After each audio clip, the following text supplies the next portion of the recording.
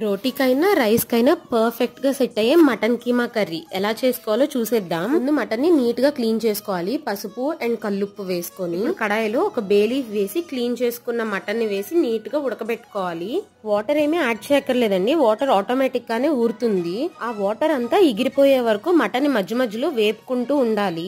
ఇది కీమానే కాబట్టి ఎక్కువ టైం ఏమి పట్టదు, త్వరగానే ఉడికిపోతుంది. వేపుకున్న మటన్ ని పక్కకు తీసుకొని సేమ్ కడాయిలో ఆయిల్ వేసి కొంచెం కరివేపాకు, ఆనియన్స్ అండ్ పచ్చిమిర్చి వేసుకోవాలి. ఆనియన్స్ వేగే లోపు ఈ పేస్ట్ ని రెడీ చేసుకోవాలి. గ్రేవీ కోసం ఆనియన్స్ ఒక 50% మగ్గాక ముందుగా రెడీ చేసి పెట్టుకున్న మసాలా పేస్ట్, కారం అండ్ కొంచెం వాటర్ యాడ్ చేసుకొని మంచిగా కలుపుకోవాలి.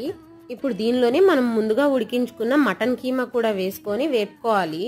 నాన్ వెజ్ కర్రీస్ లో కొత్తిమీర ఎంత వేస్తే అంత బాగుంటుందండి. లాస్ట్ లో ఆయిల్ సపరేట్ అయ్యాక కొంచెం కొత్తిమీర జల్లుకొని తీసేస్తే మన మటన్ కీమా కర్రీ రెడీ. ఈ వీడియో కనుక మీకు నచ్చితే please do subscribe to Kashvin and mom diaries.